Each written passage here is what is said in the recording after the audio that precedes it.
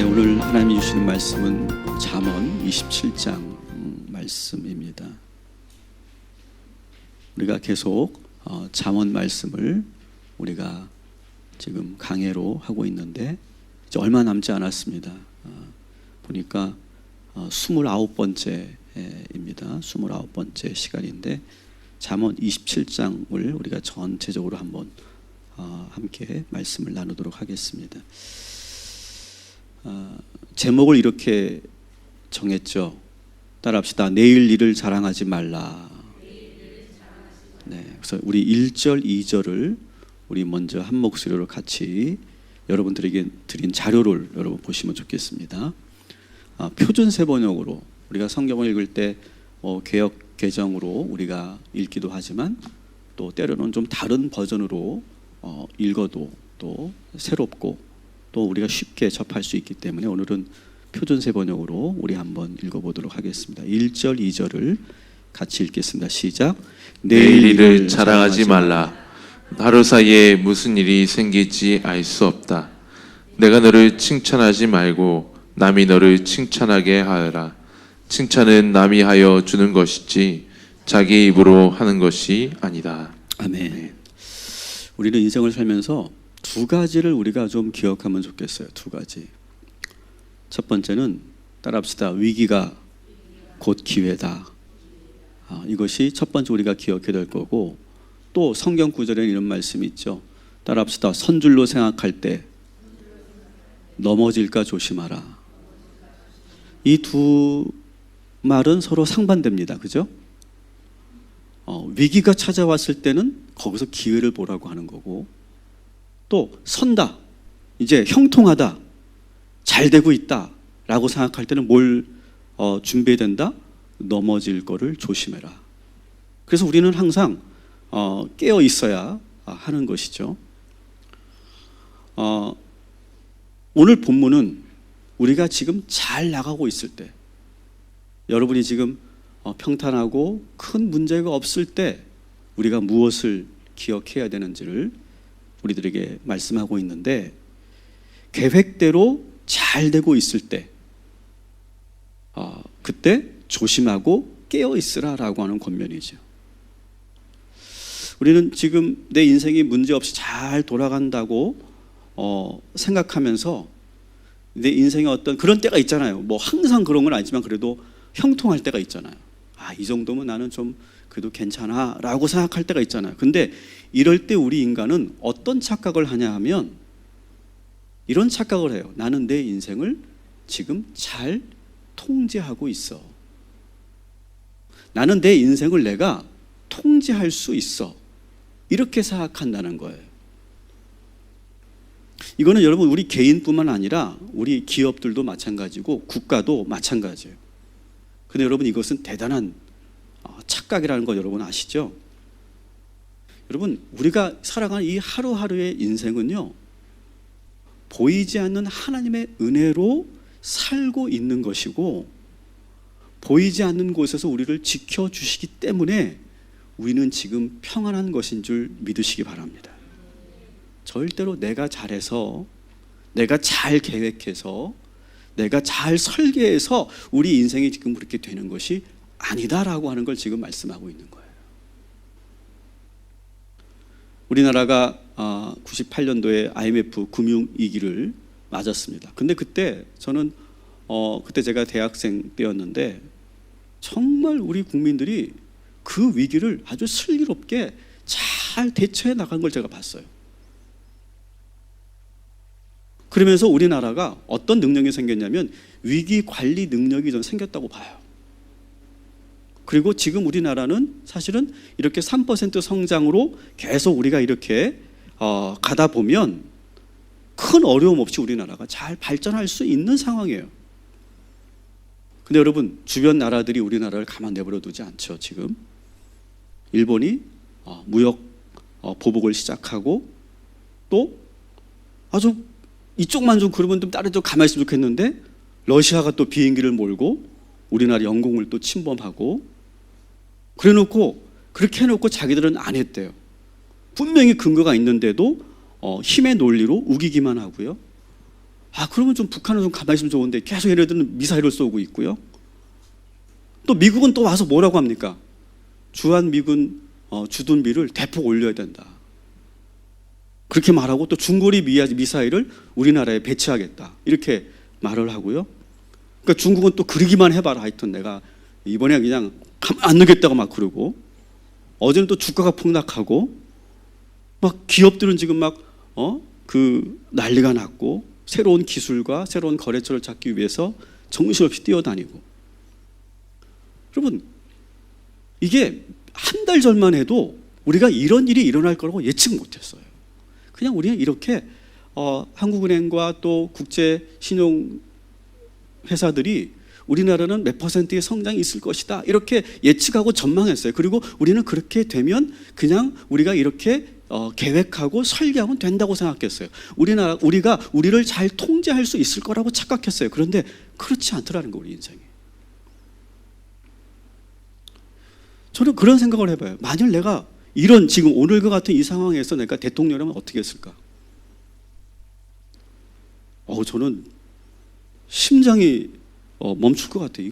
어떻게 이 문제를 처리해야 될지 저는 저같이 이렇게 머리 나쁜 사람은 어떻게 될지, 뭘 결정해야 될지 모를 것 같아요. 여러분, 사실 그리고 이것을 한 번에 해결할 수 있는 그런 대안이 있을까? 있으면 손 들어보세요. 있을까요?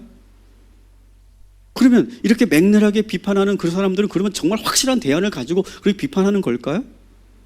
저는 그 어느 전문가도 이 현상을 예측한 사람도 없고 이걸 완벽하게 해결할 수 있는 대안을 가지고 있지 못하다고 생각해요.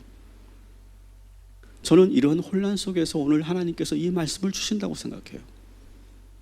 저는 이 혼란 속에서 계속 제가 뉴스를 보면서도 신문을 보면서도 계속 이 국제 정세를 이렇게 보면서도 제가 결국 바라보게 되는 것은 뭐냐? 하나님밖에 없는 것 같아요. 여러분, 이게 연약해 보이세요? 이게 뭐 이렇게 무책임해 보이세요? 하나님밖에 없는 것 같아요.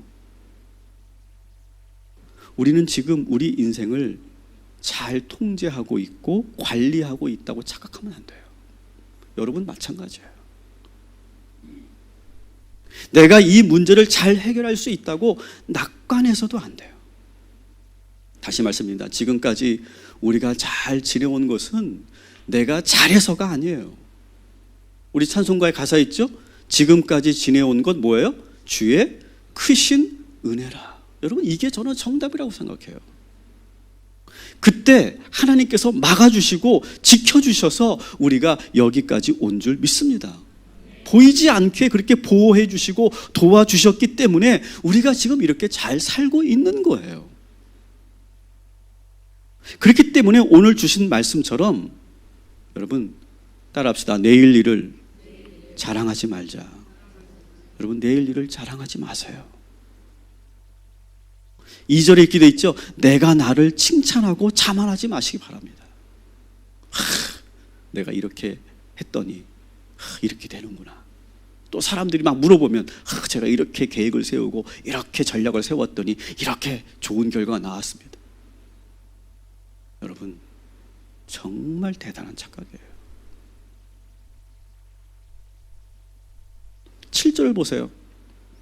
사람이 얼마나 간사한지요. 지금 먹을 것이 풍부하니까 꿀이 어떻게 느껴져요? 지겨워지는 거예요. 여러분, 이거 지금 우리가 조금 풍족하다고 지겹고 별로 감사하지도 않고 행복을 느끼지 못하잖아요. 근데 여러분, 정말 꿀을 우리가 한 숟가락도 우리가 먹을 수 없는 그 시절이 오면요, 저는 훈련소에서 먹었던 초코파이가 지금도 저는 물론 저는 훈련소만 고생했고 저는 짧게 갔다 왔기 때문에 얼마든지 먹을 수 있었지만 훈련소에서 먹었던 초코파이가 전 지금도 영원히 잊을 수가 없어요. 그때 그 달콤함은 그 초코파이 안에 있는 그 마시멜로우 있잖아요. 그 살살 녹는. 근데 지금 저에게 그거 먹으라고 줘보세요. 안 먹습니다. 제 책상에 지금 2년 된 초코파이 있어요. 안 먹어요, 안 먹어. 사람이 그렇다는 거예요. 여러분, 우리가 언젠가는 이 꿀 한 숟가락이, 이 초코파이 하나가 아쉬울 때가 있어요. 근데 우리가 지금 너무 풍족하니까 지금 이것이 얼마나 귀하고 감사한지를 모른다는 거예요. 그러면서 내가 내 인생을 통제할 수 있다고 생각하고 은근히 내 자신을 자랑하는 그런 마음이 우리에게 있는 것을 지금 깨우치는 거예요. 그래서 전후서 7장 14절에 여러분 자료에 보시면 이런 말씀이 있죠. 같이 한번 읽어볼게요. 시작. 형통한 날에는 기뻐하고 공고한 날에는 되돌아보아라. 이 두 가지를 하나님이 병행하게 하사 사람이 그의 장래일을 능히 헤아려 알지 못하게 하셨느니라. 아멘. 이게 정답이에요. 이게. 여러분, 형통한 날에는 뭐하냐? 하나님께 감사하고 찬양하는 거예요.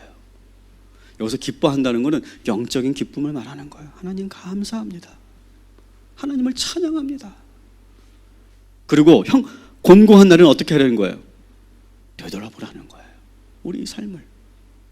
옛날 성경에는 곤고한 날은 생각하라 이렇게 돼 있어요. 생각하라. 왜 이런 일이 일어났는가 돌아보라는 거예요. 그러면서 하나님은 뭐라고 하세요? 우리 장래일을 우리 인간이 능히 헤아리지 못하게 하셨다는 거예요. 딱 맞지 않아요? 지금 우리 삶과? 예측 불가능합니다. 현대사회는요. 누가 어떻게 해가지고 이렇게 됐다? 대단한 착각이라는 거죠. 어느 학자가, 어느 경제 전문가가, 미래학자가 이렇게 예측했더니 이렇게 된다? 그건 아니에요. 하나님은 우리 장래를 능히 헤아려 알지 못하게 하고 계세요.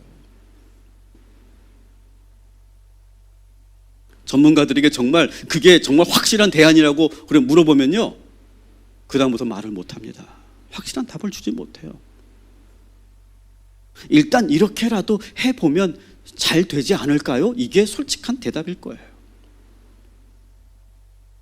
이 상황 속에서 여러분, 우리 그리스도인들은 오늘 이 불확실한 이 세상 속에서 정말 하나님을 바라보고, 그럼에도 불구하고 우리가 할 수 있는 일을 최선을 다하고, 그러면서 동시에 하나님께 간절히 기도하는 일, 그리고 따라합시다. 주님의 뜻대로 이루어질 것입니다.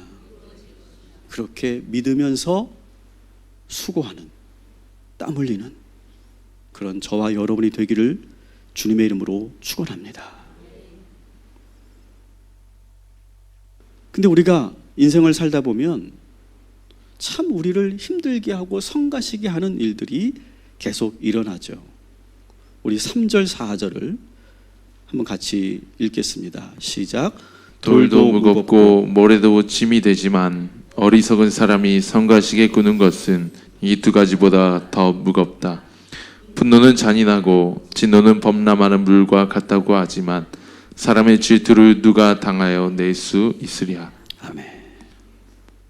여러분, 여기 문제 없는 분 손 들어보세요. 문제 없는 분. 나는 너무 문제가 없어 걱정이야. 그것도 걱정이야. 그것도 문제예요. 여러분, 우리 인생은요 항상 문제가 있죠. 항상 우리를 성가시게 하는 그런 일들이 있죠. 화가 나게 하기도 하고, 오늘 말씀처럼 걱정하게 만드는, 힘들게 만드는 그런 일들, 그런 사람들이 우리 주변에 꼭 있게 마련이에요. 돌덩이처럼 우리 마음을 무겁게 만들고, 눈에 들어온 그 모래알처럼 우리 눈을 따갑게 하는 그런 일들이 항상 우리에게 있어요. 없는 사람은 없어요. 그래서 막 분노하게 만들고 질투하게 만들고 열등감에 빠지게 하는 사람도 있고, 우리에게 자꾸 이렇게 생채를 주고 상처를 주는 사람들이 우리 주변에 항상 있어요. 그래서 우리는 때로 나 정말 이런 거 정말 나는 더 이상 안 볼 거야. 나 이런 곳에 난 절대 안 갈 거야. 나는 이런 사람들하고 나는 딱 단절하고 살 거야. 우린 그렇게 생각한다는 거예요. 그런데 지혜자는 우리들에게 뭐라고 말을 하느냐? 17절, 20장 17절에 이런 말씀을 하세요. 같이 읽습니다. 시작. 쇠붙이는 쇠붙이로 쳐야 날이 날카롭게 서듯이 사람도 이웃과 부딪혀야 지혜가 예리해진다. 아멘. 단절하지 말라는 거예요. 진공 상태에 나를 두지 말라는 거예요. 어떻게 해야 된다? 사람들과 부대끼면서, 부딪히고 깨지고 깎이면서 우리는 점점 어떻게 된다? 지혜가 더 날카로워진다. 예리해진다. 점점 지혜로워지고 성숙해진다는 말이겠죠. 서로 부딪히면서 때로는 둥글둥글해지기도 하고 때로는 서로 지혜로워지고 노련해지고 성숙해지게도 된다는 거예요.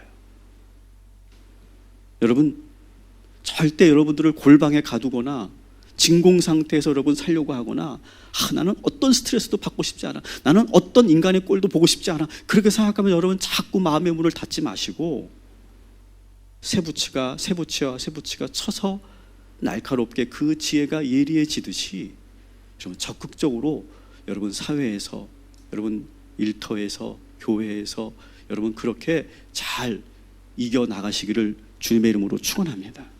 저도 참 많은 사람들을 보면서 살았죠. 저도 50이 넘으면서 야, 사람이 이런 거구나, 그런 걸 많이 봤어요. 그러니까 제가 청소년기 청년 때는 그게 너무 힘들었어요. 야, 어떻게 인간이 저럴 수 있지? 어떻게 사람이 이럴 수 있지? 저런 사람인지 몰랐어? 막 그런 것 때문에 상처가 되고 배신감을 느끼고 막 그것 때문에 너무너무 힘들었는데 시간이 지나면서 많은 사람들과 부딪히고 내가 깨지고 내가 그러면서 이런 거구나, 사람이 이런 존재구나, 이럴 수도 있는 거구나, 그런 것들을 배워간다는 거죠. 교회에서는 이렇게 살아가는 것이 참 지혜로운 거구나, 부부는 어떻게 지내야 되는 거구나. 처음에 그것이 많이 힘들잖아요, 그죠? 결혼 생활 해보면 자식들은 이렇게 어떻게 해야 되는 거구나. 지금 그거를 배워가고 있는 거예요, 우리가 지금. 지금도 우리는 배우는 거죠, 여러분. 여러분, 우리가 때로는 그렇게 부딪히면서 아프고 힘들겠지만 이것이 나를 연단시키고 그리고 단련시키고 그리고 나를 더 지혜롭게 하는 과정이라고 믿으시고 여러분에게 주어져 있는 그 사람들과 잘 부대끼면서 살아가시기를 주님의 이름으로 축원합니다. 제가 그런 말을 몇 번 했잖아요. 우리는 고슴도치들이다, 고슴도치. 근데 참 놀라운 것은요, 이 고슴도치들이요 사랑을 나눠요. 그 따가워서 어떻게 사랑을 나누죠? 막 따가웠을 것 같아요, 막 이렇게 엉겨 붙어 있으면. 근데 그 따가운 것을 잘 아주 오묘하게 잘 이렇게 해가지고 이렇게 해가지고 사랑을 나눠서 또 새끼를 낳고 번식을 한다는 거죠. 우리 따라합시다. 우리는 고슴도치다. 그런데 사랑을 나누고요, 그렇게 부딪히면서 우리는 더 지혜로워진다는 거예요. 여러분 스스로를 절대 고립시키지 마시고, 그리고 이 사회에서, 이 교회에서, 여러분의 일터에서 정말 하나님이 주시는 그 많은 만남을 통해서 더욱더 성숙해지고 깊어지시기를 주님의 이름으로 축원합니다. 자, 그렇게 되기 위해서 우리가 두 가지를 잘해야 된다. 5절, 6절 우리 한번 같이 읽겠습니다. 시작. 드러내놓고 꾸짖는 것이 숨은 사랑보다 낫다. 친구의 책망은 아파도 진심에서 나오지만 원수의 입맞춤은 거짓에서 나온다. 아멘. 자, 첫 번째는 뭐냐? 우리가 그렇게 되기 위해서 잘해야 되는 거. 내 주변 사람들이 나에게 충고할 때, 때로는 꾸짖을 때 그걸 잘 받을 수 있어야 된다라고 하는 거예요. 때로는 그 친구의 책망이 아프지만 나를 정말 사랑하는 사람으로서 나를 충고하는 거라면 나를 사랑하지 않고 달콤한 말만 하는 사람보다 우리를 더 유익하게 한다라고 하는 거예요. 그래서 정말 진짜 친구들은 야, 너 정말 그렇게 살지 마, 이렇게 말해줄 수 있는 친구가 있어야 된다는 거죠. 그래서 6절에 보면 친구의 책망이 아파도 진심에서 나오면 그것을 잘 받아들일 수 있는, 그리고 우리는 거기서 많은 지혜를 얻게 된다는 것이죠. 그리고 우리가 또 두 번째로 잘해야 되는 것은 우리가 이젠 누군가를 충고하고 권면할 때 우리가 또 잘해야 되는 그런 법을 우리들에게 말하고 있습니다. 9절과 21절 우리 같이 있습니다. 시작. 향유와 향료가 마음을 즐겁게 하듯이 친구의 다정한 충고가 그와 같다. 도가니는 은을, 화덕은 금을 단련하듯이 칭찬은 사람됨을 달아볼 수 있다. 아멘. 반면에 우리가 또 누군가에게 권면하고 또 충고할 때 무조건 우리가 그렇다고 꾸짖고 강하게 거칠게 말하면 되는 것이 아니라는 거예요. 우리가 할 때는 어떻게 해야 되느냐? 오늘 21절이 저는 참 제가 좋아하는 말씀 중에 하나인데요. 도가니는 은을, 화덕은 금을 단련한다. 이게 뭐예요? 도가니와 화덕은 아주 뜨거운 그 그릇이잖아요, 그죠? 거기에다가 풀무불을 막 지펴가지고 뭘 합니까? 은과 금을 녹여서 그것을 순전하게 만드는 작업을 하잖아요. 불순물을 제거하는, 그죠? 그렇게 은과 금은 그렇게 뜨거운 물을 활용하는데 사람은요, 그렇게만 해선 된다는 게 아니에요. 사람은 어떻게 되느냐?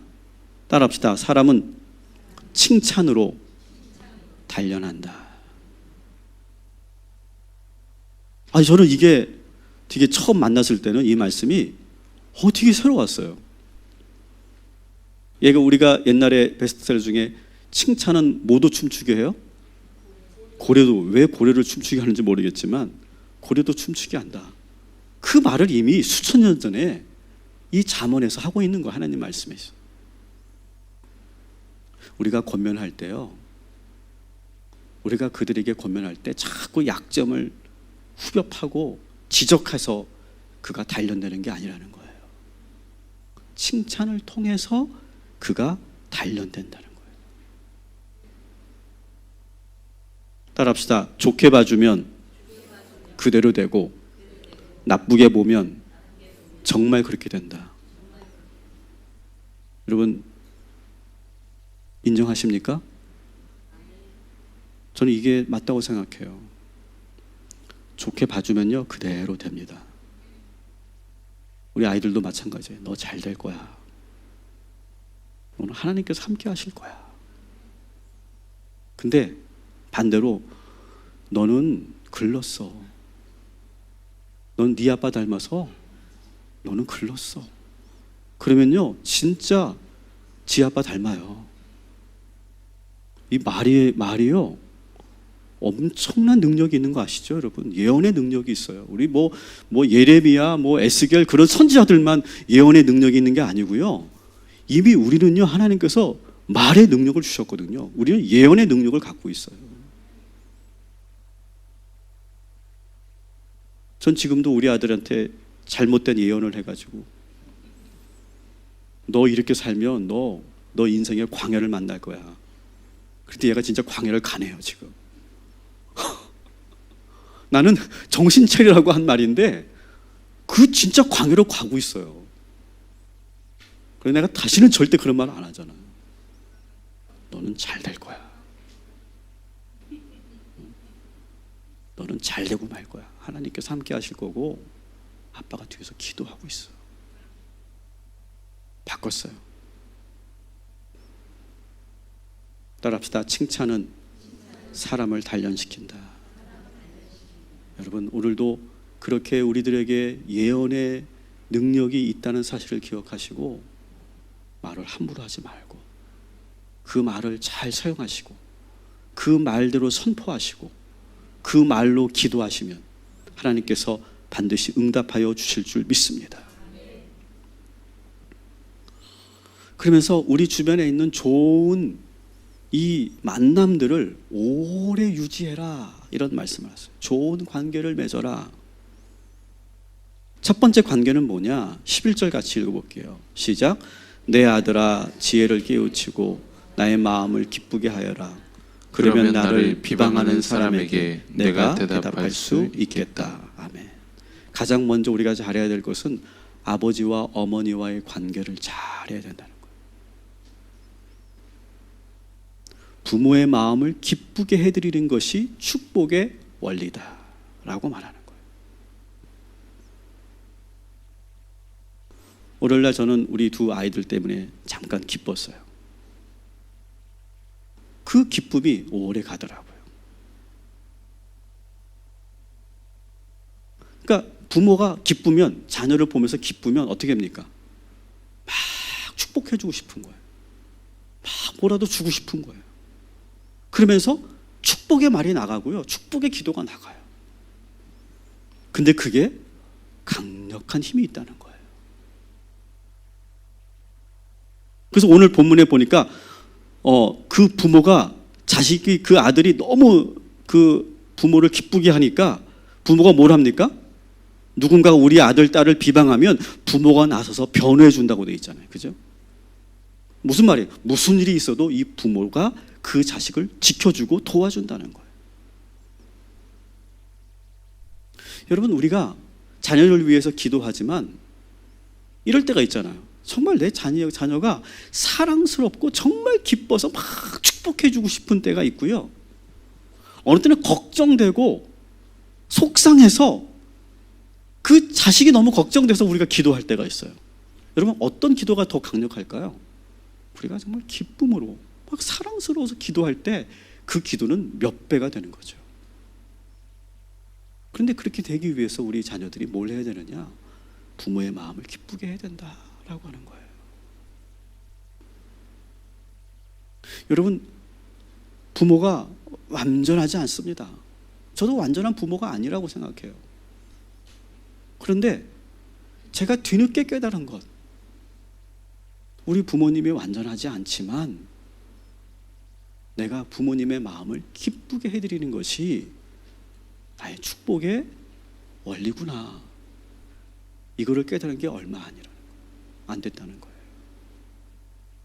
여러분, 지금 살아계신 우리 부모님을 기쁘게 해드리고, 그리고 그 기쁨을 누리는 우리 부모님이 우리의 자식들에게 한없이 축복하면 그것이 여러분들에게 돌아가고, 여러분들이 무슨 일을 해도 그 힘으로 여러분이 형통함의 복을 누리게 될 줄 믿습니다. 18절 우리 같이 읽겠습니다. 시작. 무화과 나무를 가꾸는 사람이 그 열매를 먹듯이 윗사람의 시중을 드는 사람이 그 영화를 얻는다. 아멘. 자, 오늘 이 무화과 나무를 가꾸는 사람은 아마 과수원에서 고용된 사람일 거예요. 이 과수원에 고용된 사람이 무화과 나무를 잘 가꾸는 일을 맡고 있어요. 근데 열심히 가꾸는 거예요. 그랬더니 그 무화과 나무의 주인이 그를 영화롭게 하는 거예요. 뭘 말하는 걸까요? 내가 회사와 직장에서 나를 고용한 윗사람을 잘 섬기고 정말 열심히 일해서 많은 결과를 맺게 하는 일, 이것이 우리가 또한 해야 될 일이다라고 하는 거예요. 제가 저에 대해서 더 이상 얘기하지 않겠습니다. 하지만 저는 그렇게 살아왔다고 저는 자부해요. 여러분, 우리 자녀들이 이런 자녀가 되도록 기도하시기 바랍니다. 저는 우리 청년들에게 그런 얘기해요. 야, 너희들 점심 먹고 옥상 올라가지 마라. 담배 피우러 올라가지 마라. 옥상 올라가면 뭐 합니까? 옥상 올라가서 부장 욕하고 과장 욕하고 팀장 욕하고 자기들끼리 모여서 막 그런 거 한다는 거죠. 절대 도움 안 된다. 바보가 아닌 이상 그 리더가 부족한 거 다 보입니다. IQ 80만 돼도 보입니다. 근데 그 보이는 거를 욕한다고, 그 보이는 걸 원망하고, 그 보이는 걸 투정한다고 해서 달라지는 거 아무것도 없고요. 생각해보세요. 달라진 게 뭐가 있어요? 담배 피면서 그 부장 욕한다고 해서 뭐가 달라집니까? 근데 우리는 그거 하고 있다는 거죠. 그러면서 계단 내려오면서 뭐 합니까? 아, 이 직장 빨리 때려쳐야지. 이 더럽고 치사해서 진짜. 그러면서 앉아있는 거예요. 무슨 일이 되겠냐고요. 저는 16년 동안 제가 부목사 생활하면서 한 번도 우리 목사님을 비방한 적이 없어요. 한 번도 저는 제가 맹세코 선언하는데 그렇게 한 적이 없어요. 제가 머리가 나빠서 뭐 눈이 나빠서 그런 게 아니에요. 절대 도움이 되지 않는다. 이 18절에 무화과 나무를 가꾸는 사람은 정말 내가 맡고 있는 일에 최선을 다하고 윗사람에게 시중을 두는 사람이 영화를 얻는다 그러잖아요. 우리 아이들에게 잘 가르치기 바랍니다. 우리 아들이 알바하는데 사장님이 좀 그렇대. 그래서 내가 가만히 있다가 재민아, 너도 이제 군대 갔다 오면 네가 좀 더 살아보면 알 거야. 그 정도만 얘기했어. 또 잔소리하면 또 그러니까 항상 관점을 바꿔주는 거죠. 여러분, 우리 아이들이, 여러분의 자녀들이 사회에서 불평하고 투정하고 막 윗사람을 이렇게 막 부정적으로 이야기하는 그런 습관에서 벗어나고 자기가 맡고 있는 일에 최선을 다하고 성실하게 하며 정말 그러면서도 내가 존경하는 마음을 늘 가지려고 그렇게 애쓸 때 그 사람이 영화롭게 되는 줄 믿습니다. 이걸 여러분 잘 가르쳐 주세요. 10절 읽어볼게요. 시작. 너희 친구나 너희 아버지의 친구를 저버리지 말아라. 내가 어렵다고 친척의 집을 찾아다니지 말아라. 가까운 이웃이 먼 친척보다 낫다. 아멘. 세 번째는 친구를 잘 대하라는 거예요. 친구를 잘 우리가 교제를 해야 된다라고 하는 거예요. 근데 오늘 10절에 보면 이런 말이 있어요. 네가 어렵다고 친척의 집을 찾아다니지 말아라. 제가 계속해서 우리 교회 성도님들에게 계속 부탁을 드리는 내용이죠.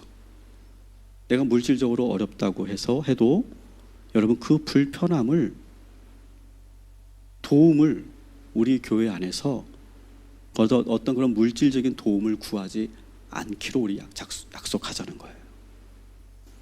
여러분, 그러면요 이게 어떻게 되냐면요, 그걸 정말 갚고 못 갚고의 문제가 아니라 이렇게 되는 거예요. 내가 도움을 달라고 요청을 했어요. 한 500만 원만 지금 급해서 내가 필요하다고 요청을 했어요. 그래서 그걸 빌려줬어요. 근데 지금 내가 그렇게 했는데 약속을 못 지키게 돼요. 그럼 어떻게 됩니까? 피하게 돼요. 아니면은 그 사람을 만나면 내가 왠지 막 이렇게 막 꿀리는 느낌이 들고 미안한 마음이 들고 막 그렇게 돼요.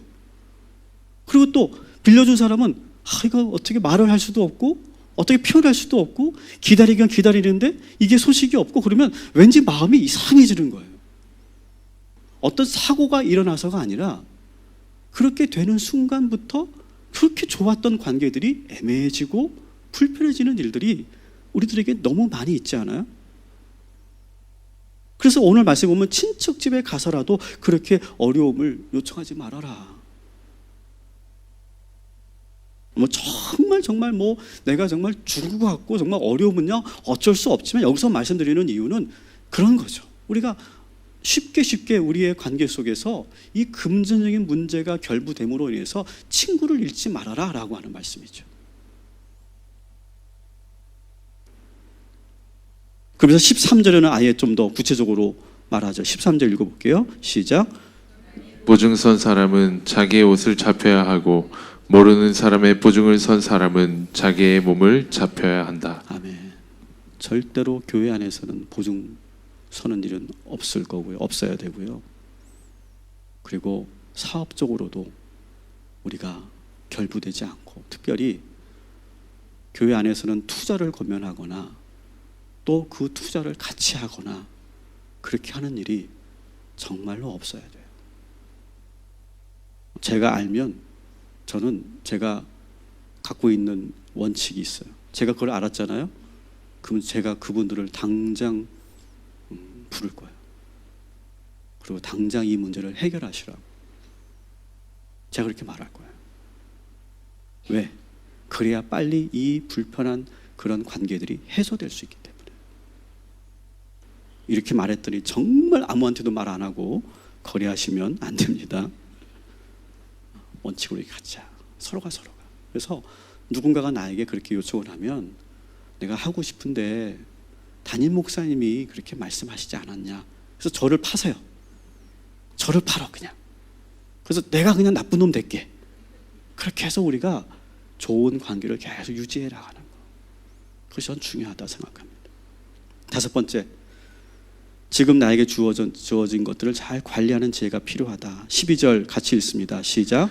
슬기로운 사람은 재앙을 보면 숨어 피하지만 어수룩한 사람은 고집을 부리고 나아가다가 화를 입는다. 아멘.